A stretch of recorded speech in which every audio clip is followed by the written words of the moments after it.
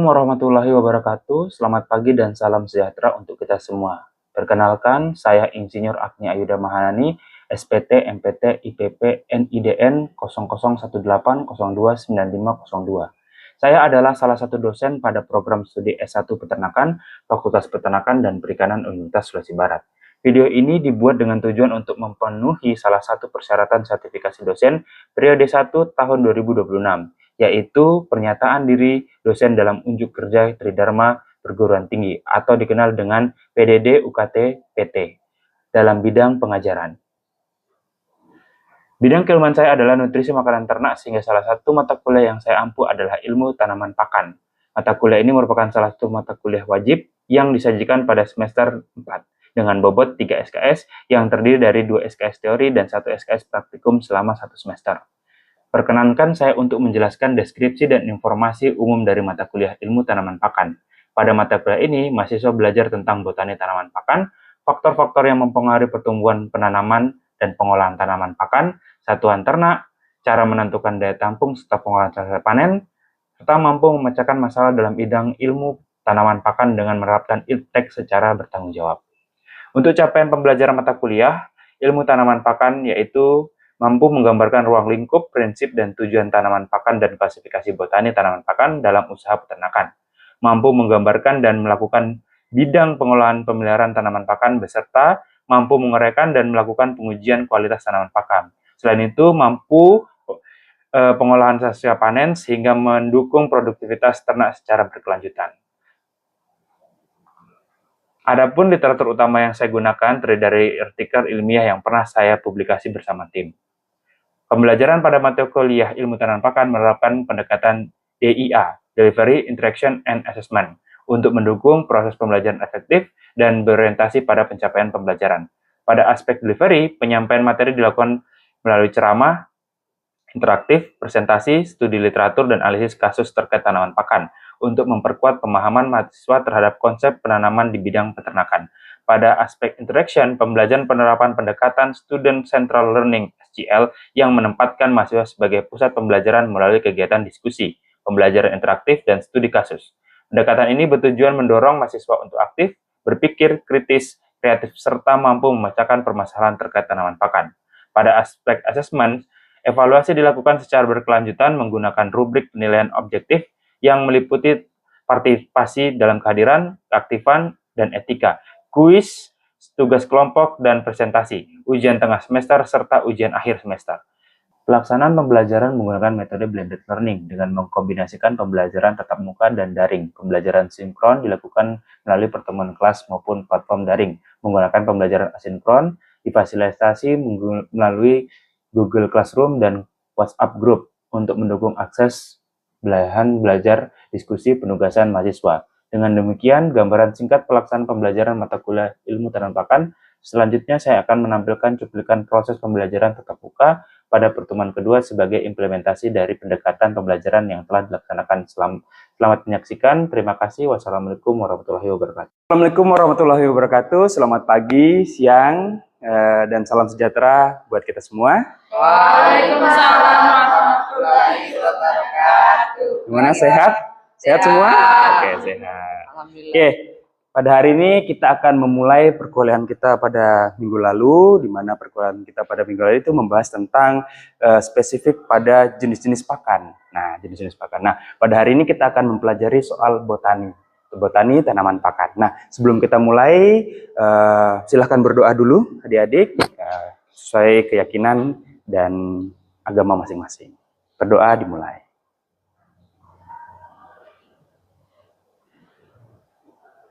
Oke, selesai. Nah, mengisi sela-sela, silahkan absensi dulu ya, disiapkan. Nah, absensinya silahkan online.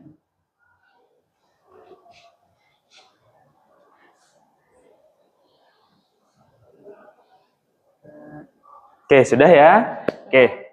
Nah, pada materi hari ini kita akan belajar soal apa itu botani. Nah, jadi, botani itu adalah spesifikasi tentang rumput hijauan, ya, baik itu hijauan rumput, leguminosa, dan juga rumba. Nah, di sini pada pertemuan ini kita akan spesifik mempelajari tentang identifikasi botani, nilai pakan, dan keputusan pemberian. Jadi nanti kita bisa mengetahui hijauan ini bisa diberikan tidak kepada ternak, atau hijauan ini bagus tidak diberikan kepada ternak. Gitu. Apalagi di daerah seperti kita, di daerah Majene ya. Jadi identifikasinya, nanti kita akan mempelajari soal familinya, kemudian bentuk akarnya, bentuk bijinya, bentuk bunganya, dan bagaimana dia tumbuh. Kemudian ada nilai pakan. Nilai pakan ini nanti ada kandungannya. Mana di antara pakan-pakan ini yang punya kandungan protein, energi, serat, NDF, dan ADF yang paling bagus. Nah, selanjutnya untuk keputusan pemberiannya itu dipengaruhi oleh apa? Produksi, kemudian nilai pakan, dan juga jenis tanamannya. Nanti ini mempengaruhi bagaimana performa produksi pada ternaknya. Nah, ini adalah parameter mutu nutrisi hijauan dari berat kering. Nah, berat kering itu menghitung berapa persentase ketika rumput itu diambil dari batangnya, dari pohonnya, kemudian dikeringkan, baru sebelum diberikan kepada ternak. Umumnya ketika dipotong, rumput itu berat keringnya atau berat basahnya itu sekitar 90%. Ya, sekitar 90%. Nah, di sini ketika dia dilayukan, fungsi pelayuan ini adalah biar ternaknya tidak kembung atau tidak cacingan. Karena kenapa? Rumput yang ketika dia masih embunnya tinggi atau kadar airnya tinggi, masih ada telur cacingnya. Nah, telur cacing ini bisa menyebabkan ternak sakit. Oke. Berapa persentase berat kering yang diberikan kepada ternak? Umumnya adalah sekitar 70%. Oke. 70% ini aman diberikan pada ternak. Ternaknya masih suka, kebutuhan airnya terpenuhi. Oke. Lalu ada protein kasar. Nah, protein kasar ini apa sih? Protein kasar ini adalah kandungan protein atau nitrogen yang ada pada tanaman. Fungsinya apa? Fungsinya adalah untuk membangun jaringan. Nah, setiap tanaman punya kandungan protein yang berbeda-beda. Semakin muda dia, semakin tinggi proteinnya, dan semakin tua dia, semakin rendah proteinnya. Lalu ada NDF dan ADF. Nah, NDF ini adalah kandungan serat kasar yang di dalamnya ada energi, protein, kemudian bahan kering. Sedangkan kalau ADF, ada energi tapi jumlahnya kecil, kemudian ada bagian yang tidak bisa dicerna. Apa itu? Lignin. Nah, lignin itu adalah serat kasar yang tidak bisa dicerna. Jadi kalau kalian misalnya sembelit atau kerbau atau kambing kalian sembelit, biasanya itu karena ligninnya terlalu banyak. Gitu. Baru ada Ca dan P. Ca dan P itu adalah kalsium dan fosfor. Isinya adalah mineral. Nah, lalu ada bagian morfologi. Nah, morfologi ini adalah bagian akar, daun, batang, dan bunga. Nah, setiap tanaman-tanaman tadi itu punya morfologi yang berbeda-beda. Ada yang daunnya bentuknya pita, ada daunnya bentuknya love atau waru, ada yang bentuknya seperti bunga, ada yang bentuknya seperti oval. Nah, itu bisa mengidentifikasikan bahwa dia jenis tanaman apa. Lalu ada akarnya, kemudian ada batangnya, kemudian ada bunga atau bijinya. Nah, ini adalah anatomi dari rumput. Nah, di sini rumput ini punya batang, ya, batangnya itu berbuku-buku. Nah, bagian yang seperti inilah yang kita sebut dengan buku-buku. Ya. Oke, nah bagian inilah yang kita sebut dengan buku-buku. Nah, buku-buku ini adalah sedimen atau sekat antara bagian tanaman. Semakin tinggi, bagian bawahnya semakin keras. Jadi kalau hijauan rumput, alangkah bagusnya adalah diambil atau dipangkas 5-7 cm dari tanah. Jadi kalau dipangkas sekitar segini, bagian sini biarkan. Kenapa? Kok dibiarkan? Biar dia tumbuh lagi. Nah, bagian daunnya seperti ini. Bentuk daunnya seperti pita. Nah, bentuk bunga dan bijinya seperti ini. Jadi berbentuk seperti bulir beras. Oke. Nah, untuk perakarannya kebanyakan dari rumput ini akarnya adalah akar serabut. Nah, akar serabut yang menutupi tanah. Nah, akar serabut ini kuat, kemudian perakarannya pendek. Jadi dia butuh air yang cukup banyak. Kemudian untuk batang sendiri, seperti kita jelaskan tadi, mereka biasanya berkoloni atau berbuku-buku atau bersekat-sekat. Nah, untuk batang ini, mereka biasanya menyimpan air di antara sela-sela batangnya. Kemudian ada daun, daunnya berbentuk pita. Kemudian ada bunga, bunganya itu berbentuk seperti bunga kembang api ya, kalau misalnya kita kembang api yang menyala, nah itu bentuk bunganya seperti itu. Nah, mengikuti setiap kelopak bunganya ada bijinya di dalamnya gitu. Nah, kita masuk kepada leguminosa. Nah, pada leguminosa ini dia dikenal sebagai kacang-kacangan. Nah, bentuknya seperti itu ya gambarannya. Jadi setiap leguminosa antara bunga dan buah itu berbeda.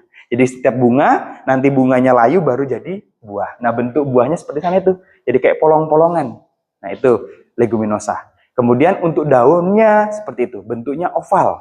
Ya, kalau tadi bentuknya pita rumput, sedangkan kalau leguminosa itu bentuknya oval. Kemudian untuk bunganya dia bentuknya seperti kupu-kupu atau punya keping dua. Nah, ini juga berhubungan dengan biji dan buahnya, yaitu berkeping dua. Untuk akarnya kebanyakan dari leguminosa punya perakaran tunggang. Nah, sampai sini ada yang tanyakan soal leguminosa? Ya, Pak. Ya, silahkan. Baik, Pak, terima kasih. Dan saya ada tidak sih, Pak, kelebihan dari leguminosa ini? Oke, bagus sekali ya Mbak atas pertanyaannya. Jadi memang untuk pengenalan, kalau rumput tadi itu adalah sumber gula. Jadi batangnya tadi kan berair. Rumput itu terkenal bisa menghasilkan gula. Kenapa kok begitu? Coba aja kalau nggak percaya. Makan beras dikunyah lama. Hasilnya apa? Manis. Nah, rumput seperti itu. Batang dan daun dan bijinya itu kandungan gulanya tinggi. Sedangkan kalau leguminosa atau kacang-kacangan terkenal dengan kandungan proteinnya yang lebih tinggi. Nah, bagus mana antara mereka berdua? Tergantung. Kalian butuhnya mana? Tapi ada kelebihan dari leguminosa yang nggak dimiliki oleh si rumput. Apa itu? Oke, bagian akar ini. Sekilas terlihat seperti akar biasa yang ada tonjol-tonjolannya. Nah, bagian tonjol-tonjolannya ini adalah bagian ajaib dari leguminosa. Dia disebut dengan rhizobium.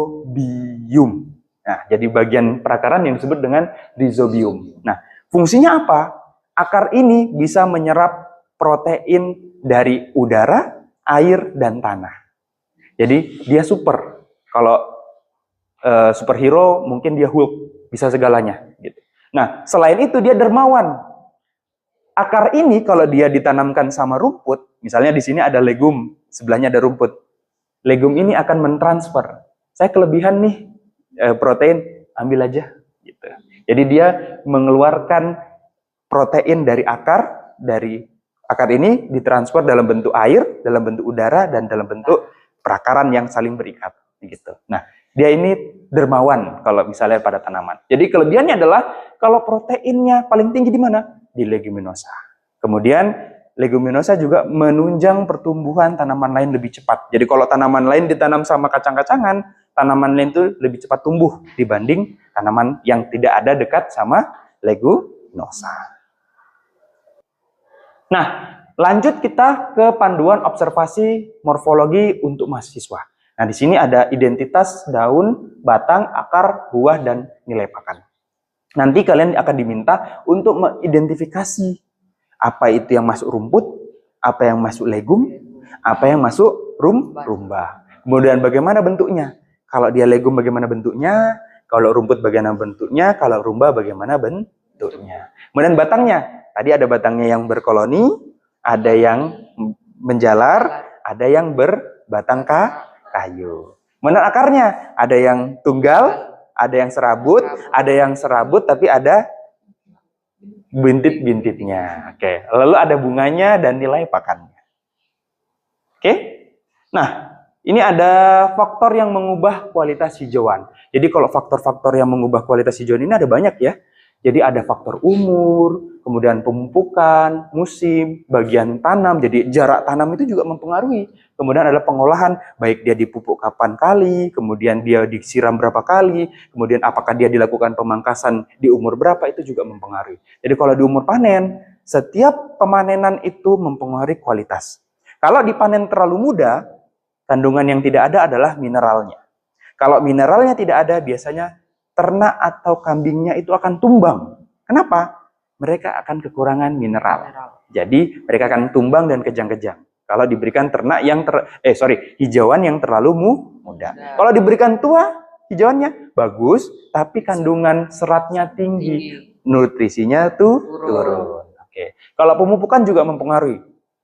Nitrogen atau fosfor atau juga kalium itu mempengaruhi. Kalau nitrogen itu biasa diberikan di awal untuk membantu pertumbuhan ke atas. Kemudian kalau fosfor sama kalium itu membantu pembentukan bunga dan buah. Nah, kapan waktu terbaik untuk dipanen hijauan? Adalah di mana sebelum mereka berbuah atau waktu bunganya muncul. Itu dipanen. Jadi kalau daun-daun yang paling bagus adalah waktu bunganya muncul. Waktu di situ protein dan kualitas nutrisinya paling bagus. Kemudian pada musimnya, musim apa? Musim hujan. Lalu ada bagian tanamannya seperti batang, daun, itu juga diopsi. Nah, kalau pada leguminosa, bagian-bagian yang paling bagus itu seperti bunga, kemudian bijinya itu juga bagus. Nah, kemudian ada pengolahan, di mana ada pelayuan tadi ya, di mana pelayuannya sekitar 70%. Fungsinya apa tadi? Untuk mengurangi kadar air dan agar tidak kena cacing. Oke, ada pertanyaan pada kualitas hijauan ini? Ya, baik Mbak, silakan. Terima kasih. Yang ingin saya tanyakan dari ketiga pembahasan tadi yang rumput, leguminosa, dan baju lumba, itu yang mau saya tanyakan Pak, mana yang kualitasnya paling bagus? Oh gitu, baik.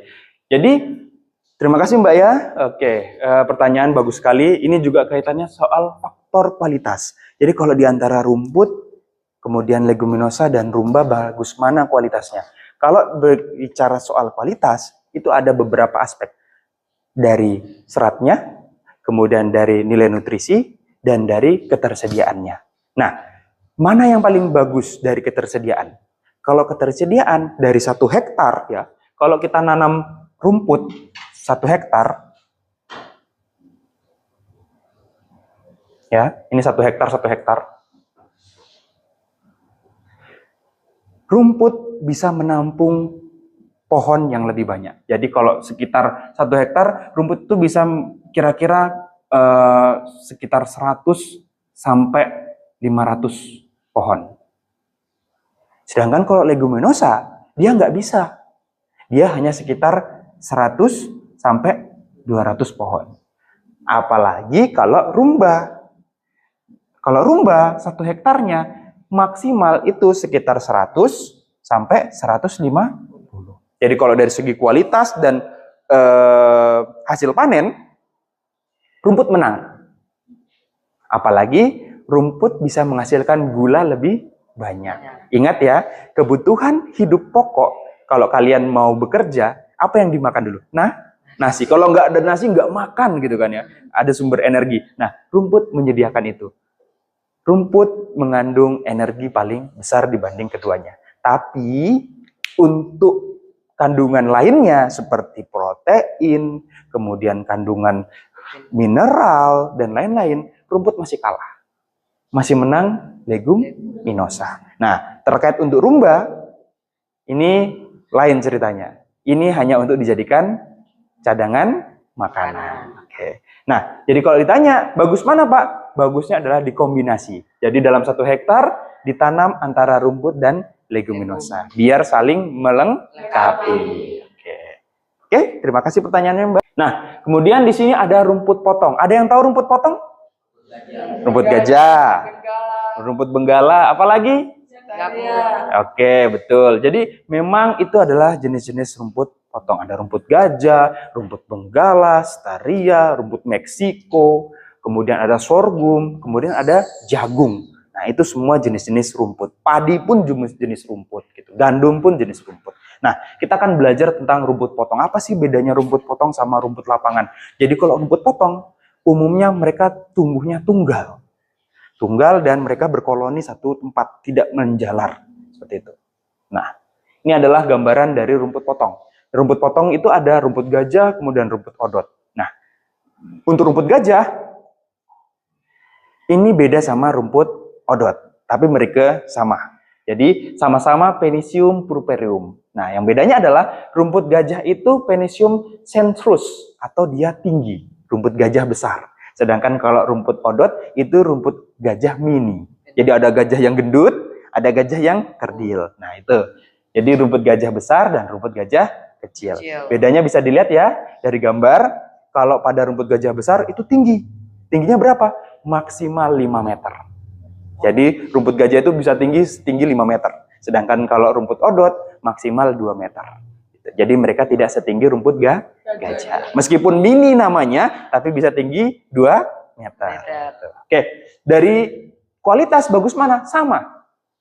Jadi sama. Jadi kalau misalnya dari kualitas sama, tapi bedanya adalah dari pemeliharaan. Rumput gajah yang tadi tinggi itu butuh kandungan nutrisi lebih banyak dan masa panennya jauh lebih lama. Jadi maksudnya gini, dalam 1 bulan dia hanya bisa dipanen berapa kali? 1 kali atau 2 kali. Sedangkan kalau rumput odot, karena dia tumbuhnya lebih cepat, kemudian dia kualitas hijauannya juga lebih bagus, batangnya lebih lunak. Rumput odot atau variasi dwarf atau variasi rumput gajah mini ini lebih disukai sama peternak. Soalnya kenapa? Gampang panennya. Jadi kalau dari segi kualitas, sebenarnya rumput odot lebih bagus daripada rumput gajah. Tapi dari segi kuantitas, kalau misalnya dibicarakan soal banyaknya, lebih banyak rumput gajah. Oke. Lalu ada rumput pengembala. Nah, jadi ini rumput yang ditaruh begitu aja di pengembalaan. Nah, di sini ada rumput apa saja? Ada rumput Kongo, kemudian rumput Bermuda, dan ada rumput signal. Nah, kita bisa lihat ya di sini. Nah, itu paling umum ini rumput signal. Rumput signal ini paling banyak di lapangan. Gampang banget didapat yang bentuk bunganya seperti itu. Yang biasa kalau dimainin untuk diputer-puter gini ya, nah itu gampang banget didapat. Nah, ini punya kualitas yang sama bagus. Nah, kelebihannya apa? Rumput signal ini tahan sama injakan. Berapa kali diinjak dia tidak akan mati, dia akan kembali lagi. Jadi dia kuat. Jadi kalau ditaruh di penggembalaan yang sapinya banyak, dia sangat tahan terhadap injakan. Kemudian ada rumput ruzi atau rumput Kongo. Nah, ini biasanya kalau di luar negeri dijadikan hai. Bukan, lebih tepatnya jerami. Jadi setelah diparas, dia dibiarkan dulu kering di lapangan. Nanti baru diberikan makan dalam bentuk kotak-kotak. Ada yang biasanya di gambar-gambar kalian main game atau apa, bentuk kotak-kotak gini, jerami kotak-kotak, atau jerami bentuknya bulat. Nah, itu namanya hai. Nah, rumput ruzi ini adalah bahan utamanya. Gitu. Oke? Nah, kemudian ada ini leguminosa. Nah, leguminosa ini bentuk kacang-kacangan ya. Dari kacang-kacangan punya kandungan nitrogen atau protein paling bagus. Tapi ingat, kacang-kacangan ini juga tinggi akan antinutrisi. Antinutrisi seperti tanin, kemudian saponin, kemudian mimosa. Ini mempengaruhi pencernaan. Kalau tadi hijauan rumput tidak punya. Nah, ini adalah ciri-cirinya ya. Daunnya majemuk atau daunnya berbaris-baris, bentuknya oval. Kemudian ada bintil akar, kemudian ada polong, bentuknya polong bijinya, lalu punya kandungan protein tinggi. Oke, untuk leguminosa ini ya ada legum pohon. Nah, legum pohon ini pete Cina atau lam toro. Ya, mungkin kalian tidak sering makan lam toro atau pete Cina. Ya, jarang banget orang sini makan pete Cina. Jadi pete Cina itu biasanya dimasak dengan nasi goreng. Itu enak banget itu. Oke. Tapi kita bicara di sini sebagai pakan ternak. Oke. Nah, pete Cina ini atau lam toro ini punya kandungan protein yang bagus dan dia juga punya ketahanan terhadap daerah kering dan daerah berbatu-batu yang sangat bagus.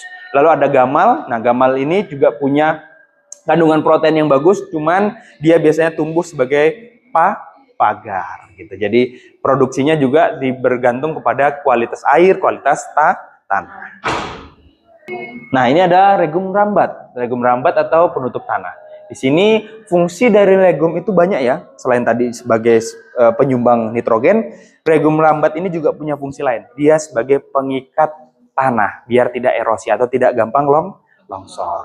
Kemudian ada kelebihan lainnya adalah dia bisa bersatu dengan rumput padang tadi. Jadi kalau dia misalnya bersatu sama rumput padang, dia saling mengikat, jadi tanahnya itu makin kuat. Nah, ini adalah rumput rambat ya. Ada sentro, ya kalian pasti kenal ya, bentuknya tidak asing, warnanya ungu, biasanya ada di pinggir jalan. Nah, ini gampang sekali didapat. Biasanya dia tumbuh dengan saling mengikat pada batang. Jadi kalau ada batang di dekatnya, dia saling melilit gitu. Kemudian ada kalopo. Di sini yang paling sering didapat kalau di daerah Majene itu di pinggir pantai, yang paling banyak itu kalopo. Nah, dari sentro dan kalopo ini sama-sama punya keunikan, yaitu punya bunga berwarna ungu, tapi untuk sentro dia tidak bisa hidup di daerah yang panas. Dia masih butuh naungan atau butuh rumput untuk sebagai tempat mengikat. Sedangkan kalau kalopo, dia bisa tumbuh di daerah yang punya salinitas garamnya tinggi, pasirnya tinggi, kemudian pinggir laut juga dia masih bisa tumbuh. Sedangkan kalau sentro tidak bisa. Nah, ini adalah manajemen pengolahan ya. Ada panen tepat umur, kemudian pencacahan, campuran pakan, dan konservasi. Untuk panen, kita di sini dipanen tadi bagaimana? Sebelum berbunga. Jadi ketika dia berbunga atau sebelum berbunga itu adalah waktu panen terbaik. Kemudian waktunya adalah musim hujan. Oke. Lalu dilakukan pencacahan dan pelayuan, fungsinya apa?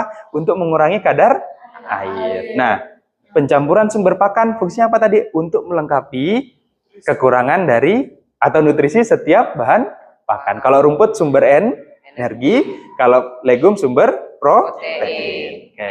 Lalu ada konservasi. Konservasi di sini adalah bentuk menyimpan atau memilih waktu tepat ketika memanen. Jadi kalau kayak tadi ya, hijauan rumput dipanen ketika musim hujan. Legum juga bisa.